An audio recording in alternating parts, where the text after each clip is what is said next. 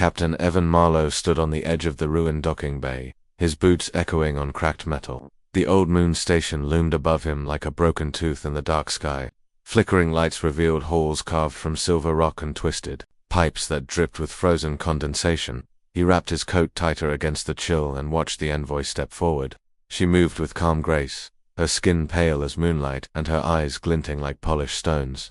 Around them, human officers whispered and shifted, unsure what to expect. Evan remembered the orders: observe first, speak later, but he could not look away. The envoy's uniform was simple, a flowing robe of deep blue that trailed behind her. Each movement seemed to carry a secret, and Evan felt a spark of curiosity he could not ignore. He thought of the day they discovered this station drifting at the edge of exploration maps. It had no name in any database, no record of its builders or its fall. Now, at last, they faced something new and possibly dangerous. The gathering began at the central atrium, where a great cylinder of glass rose toward the ceiling. Inside, a strange green mist swirled and glowed faintly. Engineers had sealed it for study, but no one could explain its origin. The envoy paused by the glass and reached out a slender hand. Her fingers hovered inches from the surface, and the mist pulsed in response. Evan leaned forward, heart thumping. He felt as if the mist answered her touch, as if it knew her and obeyed. Then she turned to him.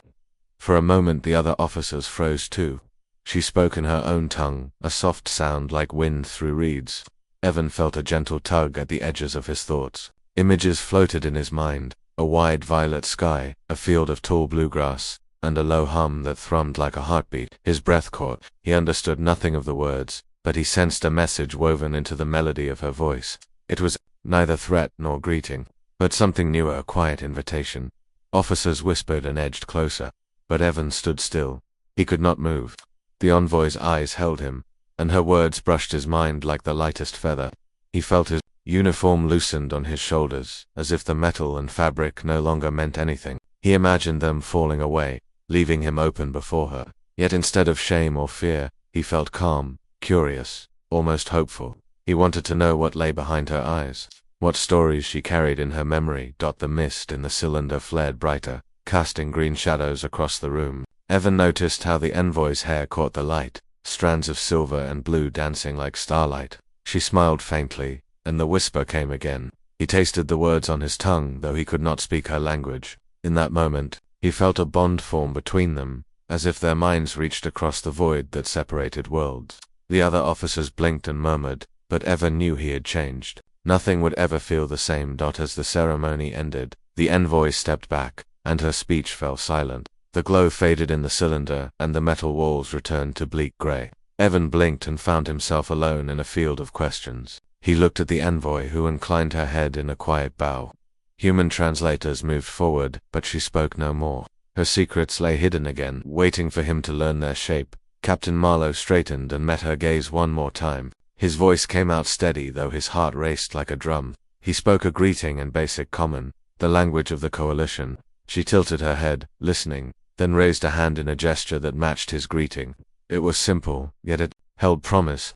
Beyond the broken walls and frozen pipes, beyond the empty corridors of the station, a story had begun, one that neither human nor alien could write alone. Captain Evan Marlowe could not sleep. He lay on his bunk in the starship Aurora, eyes fixed on the ceiling panels. The echo of the envoy's voice haunted him. In his mind he replayed her whisper, the way it flowed like water through reeds. He tried to remember every sound, every change in tone, but it slipped through his thoughts like smoke. The hum of the engines was no comfort. He rose and walked to the observation window. Below him, stars drifted in endless black. He pressed his hand to the glass and closed his eyes, wishing he could hear her voice again. Meanwhile, in the lab beside the command deck, Dr. Rebecca Cole worked late. She sat before a holoprojector that displayed recordings of the envoy's speech. Lines of alien script danced across the projection surface while Rebecca's fingers flew over her keyboard. She had hoped for a simple translation, but what she found was far more complex. The envoy's language carried hidden layers, waves of emotion that masked meaning. It was more than words. It was a tool to share feelings, memories, even fears. Rebecca frowned as she adjusted the neural scanner. Every time she played the envoy's voice through the algorithm, the scanner traced patterns in the audio she could not explain. Small pulses of energy flared along the graph, like ripples on water. When Rebecca isolated the envoy's soft tone, the ripples grew stronger. She tapped her datapad and sent a message to Lieutenant Adrian Park, the Aurora's security chief. She asked him to come immediately. Whatever she had discovered could change everything. Adrian arrived in the lab a few minutes later. He was tall and solid, with steady eyes that missed nothing. He glanced at the hollow projection, then at the scanner readouts. "What am I looking at?" he asked. Rebecca pointed to the ripples on the graph. "This isn't a normal language pattern," she said. "It's more like a neural code." When the envoy spoke, she left traces of her mind in the signal. "I think she can reach into another brain without physical contact." Adrian's brow creased. "You mean mind control?" Rebecca shook her head. "Not control sharing. Imagine she can send you images, feelings, thoughts. She could show us her world, but she could also know everything in our minds." Evan entered silently, drawn by the alarm on his communicator.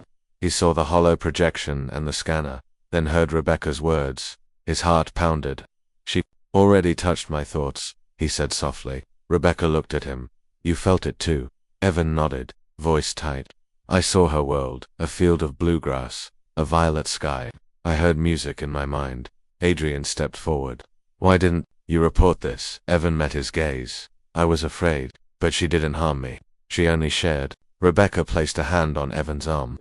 "We need to study this carefully. If we can learn her code, we can build a bridge between our two races. But if it's weaponized, we could lose our free will." That night, the Aurora hosted a second meeting in the conference hall. The room was glass and steel, with soft lights that reflected off the polished floor. The envoy stood at one end, silent and still. Human delegates filled the seats, their faces drawn and curious. Rebecca presented her findings, explaining the neural code she had uncovered. She showed how the envoy's voice could carry emotional data and images. Adrian spoke of security risks. Evan watched the envoy's face as they spoke. She listened quietly, her pale eyes unreadable. When the meeting ended, the envoy stepped forward. She spoke in her own tongue once more, but this time the translators remained silent. Evan felt the familiar tug at the edges of his mind. He heard the image of her world again, but faint and distant. Rebecca held her breath. Then the envoy bowed and turned away. Human delegates murmured among themselves.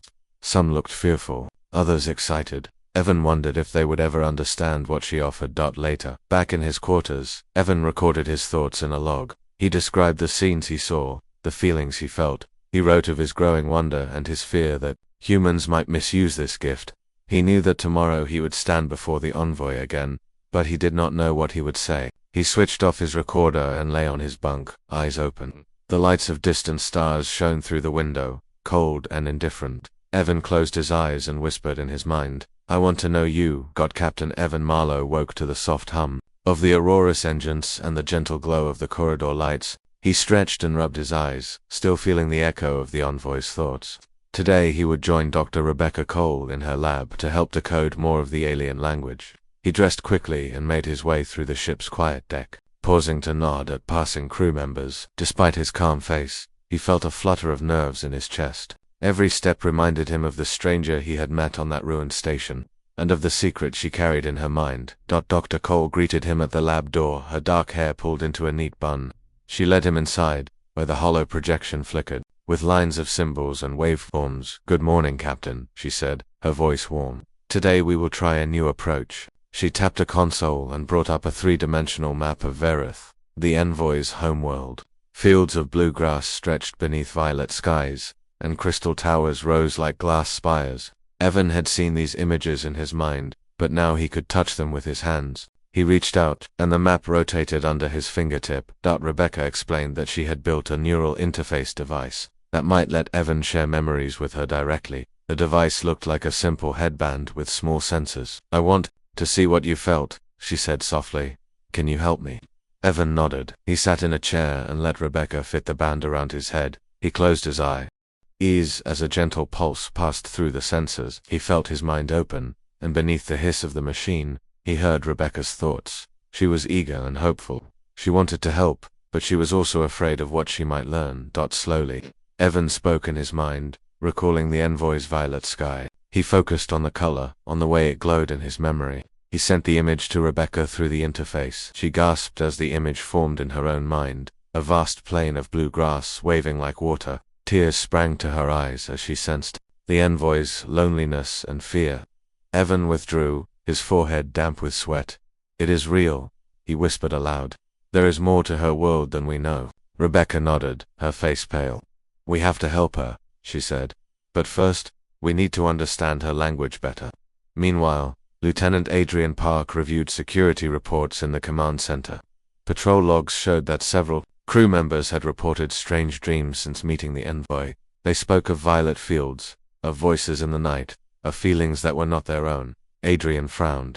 If the envoy's gift spread without control, the crew might suffer confusion, or worse. He tapped a message to Captain Marlowe requesting an urgent meeting. Adrian did not know how Evan would react, but he had to protect the crew. Later in the afternoon, the three of them gathered in the captain's ready room. Evan described the neural interface session, and Rebecca shared her own mental notes. Adrian leaned forward, stern and steady. If her language can cross minds, we need safeguards, he said. We cannot let anyone be influenced without choice. Rebecca agreed, though her eyes lingered on Evan. She sensed his sympathy for the envoy, and worried he might favor her over the crew's safety. Evan met Adrian's gaze calmly. We will be careful, he said, but we cannot turn away. She asked for help, and I believe she spoke the truth. As evening fell, Evan returned to the observation deck. He needed time alone to think. The stars blazed overhead like diamonds on black velvet. He closed his eyes and called the envoy's image to mind. Her pale skin, her soft voice. He remembered how she had undressed him with her mind, revealing not his body but his fears and hopes. He wondered what she saw in him. Was he brave, or was he only curious? He opened his eyes and stared out at the void. He had to decide where his loyalty fell with his human crew, or with the alien who had touched his mind so gently. The next morning, the Aurora's comm system buzzed with urgent signals. The research outpost on Vareth had fallen silent. Messages stopped coming days ago, but today an automated distress beacon had activated. Rebecca and Adrian rushed to the lab. Evan joined them at once. He felt a surge of fear for the envoy. Did she send the beacon herself, or was something wrong? He pressed his hand to the hollow projection of Vareth. The green plains lay empty and still. No lights glowed in the crystal spires, but Rebecca summoned a fleet data packet and began scanning. The planet's surface, ice storms, meteor strikes, seismic activity, everything looked normal, yet the station's cameras showed darkness. No wind, no living being. Evan's heart thudded. We need to go there, he said. Adrian nodded, already sealing off the mission manifest. We leave in an hour, he said. Rebecca hesitated. We don't know what we will face. Her gift might not protect us. Evan looked at her, then turned to Adrian. Bring a small team, he said. We move fast and light. They prepared in silence, each lost in thought. That as they suited up, Evan felt the weight of command settle on his shoulders. He glanced at Rebecca, who met his eyes with firm resolve. Together they would venture into the unknown world that had reached into his mind. Whatever awaited them, danger or hope, they would face it as a crew, united by curiosity and trust. And with that thought, Evan stepped into the shuttle, ready for whatever came next. Captain Evan Marlowe guided the shuttle through Vareth's thin atmosphere. The crystal spires rose below them like silent sentinels. Fields of bluegrass stretched farther than the eye could see, swaying gently in an unseen breeze. Dr. Rebecca Cole sat beside him, eyes fixed on the sensor displays. Lieutenant Adrian Park monitored their route, his jaw set with quiet determination. The shuttle rattled as it descended toward the darkened research outpost. When they touched down, the hatch opened to a hollow silence. No wind stirred the grass, no hum echoed in the halls. Evan led the small team, Rebecca, Adrian, and to security officers across the landing pad. Their boots left prints in the fine white dust. The main entrance lay open, its doors torn from their hinges. Inside, corridors were dark and cold. Emergency lights flickered, casting long shadows on smooth walls. Rebecca held a handheld scanner that pulsed weakly. There's no life sign, she whispered. Evan placed a hand on her shoulder. We stay together, he said softly. They moved deeper into the station. Posters on the walls showed images of Vareth cities and fields. Now they were faded and torn. Consoles lay smashed, datapads scattered like broken bones. As they reached the central hub, Adrian found the distress beacon. Its casing was cracked, wires spliced crudely. Someone tried to send this, he said. Evan nodded, but why not send help? Rebecca knelt by a console and tapped its screen. A refugee log appeared.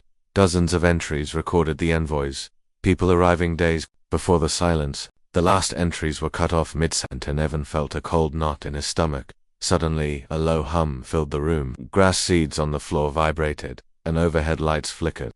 Evan raised his pistol and signaled the team to spread out. They aimed at the dark corners. Rebecca's scanner pulsed faster. "It's like a signal," she said. Not her language, something else. The hum grew louder. Then, in the midst of the shadows, shapes emerged, slender figures that flickered like mirages. The figures stepped into the light. They were gaunt and pale, with luminous eyes that bore into Evan's mind. Their mouths opened in a silent gasp. Rebecca gasped too, clutching her scanner. "They aren't the envoy," she said. "They're changed." Adrian barked an order. "Hold fire unless they attack." The shapes drifted closer, their steps soundless. Evan felt a pull at his thoughts, but it was harsh and jagged. Images crashed into his mind, flashes of empty towns, broken machines, and a great shadow passing across the sky. One figure reached out, hand trembling. Evan lowered his weapon slightly. "We are friends," he said. "We came to help." The figure paused, head tilting as if listening. In that moment, Evan felt the envoy's calm warmth again, a memory of her promise to share understanding. He closed his eyes and spoke to the figure in his mind, using the few words he had learned. "Feel safe. We help you." The figure's eyes softened, it relaxed, shoulders slumping as though a burden had lifted. The other shapes hesitated and then mirrored the gesture. Rebecca exhaled slowly. "They were exposed to something," she said, "some energy that changed them, but their minds still respond to kindness." Adrian lowered his rifle. "What do we do now?" Evan looked at the gaunt figure. "Take them back," he said. "We bring them to the shuttle. We find out what happened here, and we help them heal."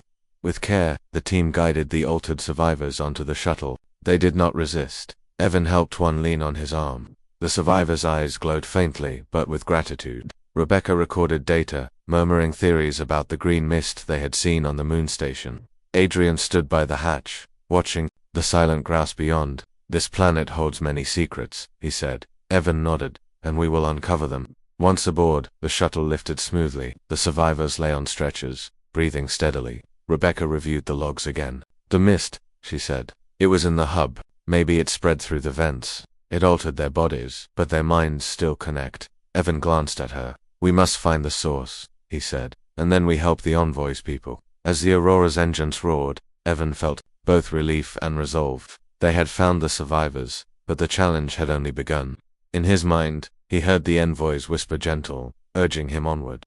Beyond the shattered outpost, beyond the altered survivors, lay the heart of Verith, mystery, and Captain Marlowe would not rest until he revealed its truth and kept the promise he had made in a whisper across the stars. Capt. Marlowe watched the Aurora's medbay door close behind the last altered survivor. Dr. Cole and her medical team worked quickly to stabilize heart rates and calm frayed nerves. The survivors lay on padded stretchers, their pale bodies rigid but breathing steadily. Outside the glass window, stars swept by as the ship moved away from Verith. Evan felt a mix of hope and worry. They had rescued these people, but he knew their minds still carried the echo of the green mist. In the lab, Rebecca placed a vial of mist remnants under a high-power microscope. The green particles swirled in liquid like tiny motes of light. She adjusted the focus and tapped data into her tablet. "This is not a simple toxin," she said. "It is a living compound. It interacts with neural pathways." Adrian stood beside her, arms crossed. "Can you neutralize it?" he asked. Rebecca shook her head. "Not yet. First we must understand its source." She looked at Evan. "We need to go back to that moon station." Evan nodded. "The station where we first met the envoy," he said.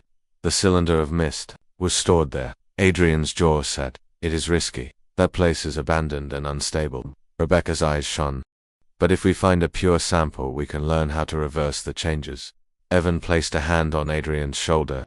"I will lead a small team. We take the shuttle and retrieve what we need. You to stay here with the survivors." Adrian hesitated, then nodded.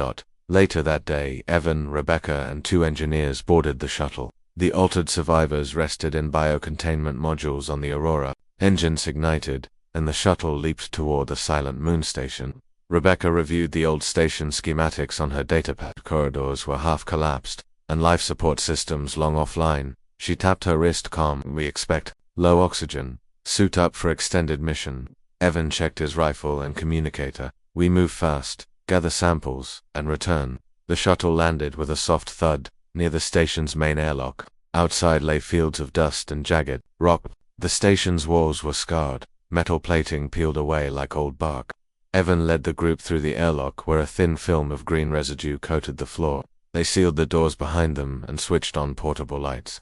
Rebecca knelt to collect a sample in a glass vial. "This matches the mist on Verath," she said. "But look," she pointed to small cracks in the floor where the mist seeped like a living mist of its own. "Don't an engineer?" Lou probed the floor with a scanner. "There's a conduit beneath," he said. "Something water-like flows through these veins." Evan pressed a hand to the wall. He felt a faint vibration, as if the station itself pulsed with life. The walls seemed to breathe. He motioned the team onward, to the central cylinder. "That's where we saw the mist stored." They followed a corridor scarred by age and neglect. Pipes hung overhead, dripping condensation that hissed as it hit hot metal. At last they reached the chamber. The glass cylinder stood empty now, broken shards at its base. Green residue lined the floor and walls. Rebecca shone her light on a control console. Keys were missing, and the screen flickered. She knelt to retrieve a datapad. "This may hold records of the mist's origin," she said. Evan covered her back as she scanned the pad. Symbols flashed a log of experiments on native organisms and then notes on neural interaction tests. Suddenly, the ground trembled. The station shuddered, like a wounded beast. Lights flickered, and overhead pipes groaned. Evan grabbed Rebecca's arm. "Earthquake," he shouted. The tremors grew stronger. Dust fell from the ceiling, and a low rumble echoed through the halls. The team backed toward the airlock. Liu struggled to hold his scanner steady. "It's structural collapse," he yelled. Evan barked orders. "Move now." They raced through twisting corridors as the station cracked around them. Debris blocked their path and forced detours. Rebecca clutched the datapad and vial, her face pale. Evan led them with swift sure steps, checking each corner.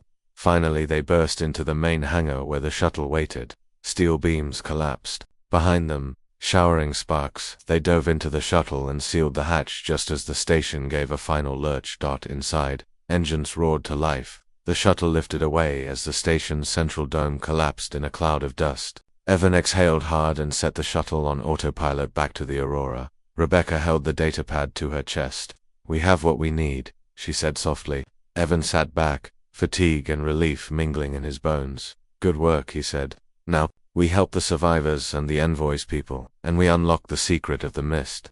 As stars streaked by outside, Evan looked at the vial and datapad. In his mind, he heard the Envoy's gentle whisper once more. He knew their journey was far from over, but with each step, each discovery, he felt closer to fulfilling the promise he made to the alien who had shared her mind and to proving that true understanding could change the fate of worlds. Captain Evan Marlowe stood in the Aurora's medbay doorway as Dr. Rebecca Cole adjusted the neural interface on the altered survivors. The soft hum of machines filled the room. Rebecca held the vial of green mist under a scanner. Data streamed across her screen in neat columns. The survivors lay on padded tables, breathing steadily now that the mist's worst effects had faded. Their eyes, once dull and distant, glowed with life again. "I think we can begin the reversal test," Rebecca said. Her voice was calm but excited. She tapped controls on her tablet. "This formula should neutralize the remaining particles. It will restore neural patterns to normal." Adrian Parks stood beside her, arms crossed.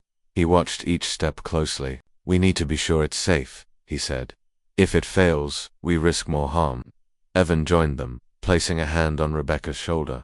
"Proceed with caution," he said. "But we must try." Rebecca nodded and injected the formula into an intravenous line on the nearest survivor. The scanner showed a drop in green motes.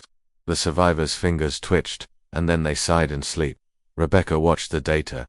"It works," she whispered. "The mist clears from their neural pathways."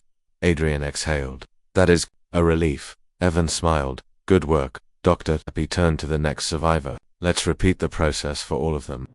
As the team worked, Evan stepped into the corridor. He needed fresh air and a moment to think. The Aurora's corridors were wide and bright. He walked toward the observation deck. Stars raced by outside the windows. He pressed his hand to the glass and thought of the Envoy. He wondered if she lived or suffered now that he had left her world. He felt guilt for leaving her alone. He closed his eyes and whispered her greeting in his mind. The sound gentle and full of hope. But meanwhile, in the command center, Lieutenant Adrian Park reviewed the decrypted datapad. The records from the moon station showed experiments on the green mist and its effect on native flora and fauna. One entry caught his eye, a note on a possible antidote derived from a common Verathan orchid. Adrian tapped his calm captain, he said. I found something in the datapad. They tested a reversal agent on local plants. It may speed our work, Evan replied at once. Meet me on the lab deck. Evan and Adrian entered Rebecca's lab. She greeted them with tired eyes. We have the basic formula, she said, but this orchid compound could refine it. Adrian showed her the datapad entry. Rebecca's face lit up. If we can synthesize the orchid extract, we can make a full cure. She stood and gathered supplies. We need live samples from Veroth. Evan frowned. We cannot go back there until we rescue the envoy, Rebecca agreed. But time is critical. Her people depend on us. Evan nodded. We prepare. As soon as we locate her, we bring her and the orchid to the ship. That evening, the Aurora's crew gathered in the briefing room. Holographic maps of Veroth and the moon station flickered above the table. Evan stood at the head. We will launch a rescue and recovery mission, he began. First, we find the envoy. Second, we find the orchids on her world. Third, we return and cure her people. He looked around the room. We leave at dawn. The officers nodded. Adrian spoke next. Our shuttle teams will carry medical kits and environmental sensors. Engineer Liu will guide us to orchid fields. Rebecca added, I will refine the antidote during transit. The crew dispersed to ready the shuttles and check their gear. Later, Evan walked the empty hangar. He inspected the shuttle that would carry the first team.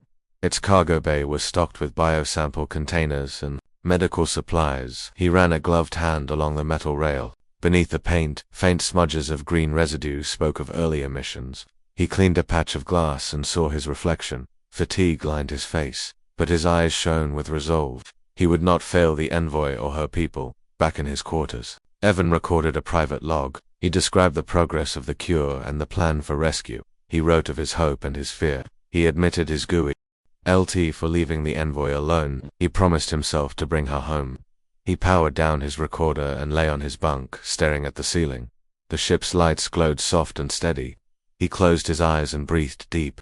Tomorrow they would journey again into the unknown. As the Aurora orbited Veroth at dawn, the first shuttles lifted off. Evan watched from the bridge, each launch filled with promise. The crew's faces were set with determination. He felt their unity and strength. He whispered to the stars, bring her back safe. And in his mind, he heard the envoy's soft voice, urging him onward, beyond the veil of space, beyond the fields of bluegrass. The next chapter of their story was about to unfold. Captain Evan Marlowe stood on the bridge of the Aurora as the shuttles returned one by one. Each vessel carried precious cargo, fresh samples of the Verathon orchid and, most importantly, the envoy herself. She emerged from the final shuttle with grace, pale skin glowing softly in the ship's lights. Her blue eyes met Evan's, and, for a moment, the bridge fell silent. Evan offered his hand, and she accepted it, a bow of gratitude in her posture. Dr. Rebecca Cole and Lieutenant Adrian Park followed close behind, carrying containers filled with orchid petals and purified antidote. Evan guided the envoy to the medbay where the altered survivors lay in neat rows, their hearts steady and their breathing calm. Rebecca prepared a fresh dose of the cure, blending the orchid extract with the neutralizing formula. She worked quickly but carefully, her eyes bright with determination. The envoy watched with quiet hope, her slender fingers folded in her lap. When Rebecca finished, she handed a small vial to Evan. He turned to the envoy and spoke in his own mind, using the few words of her language he had learned. This will help your people. The envoy's eyes shone, and she touched his wrist gently, conveying her deep thanks. Evan nodded and administered the antidote to the first survivor. He watched as green motes faded from the scanner's display and the survivor's eyes regained warmth. Over the next hour, each altered individual received treatment. Slowly, their minds cleared, and they spoke words of wonder and relief in their own tongue. Outside, the shuttles unloaded the orchid harvest, the cargo bay filled with the sweet, floral scent of Verathon blossoms. Engineers set up an array of containment tanks filled with nutrient solution. Rebecca oversaw the procedure, carefully preparing larger batches of antidote for future missions. We can scale this, she said to Evan. We have enough orchid material to treat thousands. Evan smiled. Then we save them all. As the treatment proceeded, Evan brought the envoy to a quiet chamber near the observation deck. Soft lights illuminated a view of distant stars. The envoy placed her hand on a glass panel and called up a hollow projection of her home world. She She spoke in her tongue, and Evan felt the images form in his mind. Lush valleys untouched by the mist, soaring spires bathed in sunlight, and smiling people living in harmony.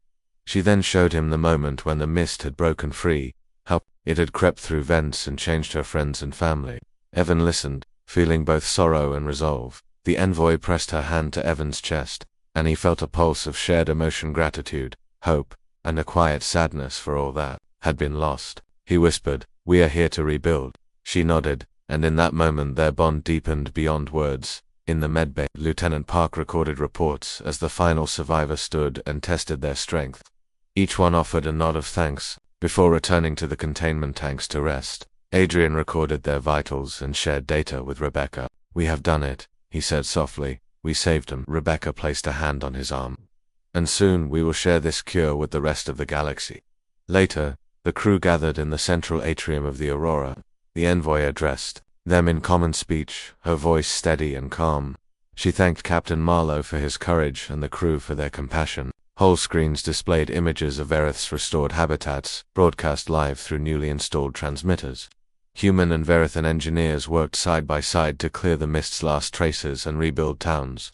Everywhere, orchid fields bloomed under alien skies. As applause echoed through the atrium, Evan felt a surge of pride. Months ago he had met this alien envoy on a silent station, and now, together they had saved a world. He looked at Rebecca and Adrian, whose eyes shone with tears of joy. He looked at the envoy whose quiet whisper had changed everything that night. Evan returned to his quarters and activated his private log. He spoke of the journey from the first whisper in a ruined station to the cure that saved thousands. He spoke of trust, understanding, and the power of empathy. When he finished, he shut off the recorder and lay on his bunk, staring at the ceiling panels. He felt a gentle warmth in his mind, an echo of the envoy's whisper. At dawn, the Aurora approached Veyroth once more. Shuttles descended to deliver medical teams and supplies. Volunteer engineers and scientists streamed aboard for research and aid.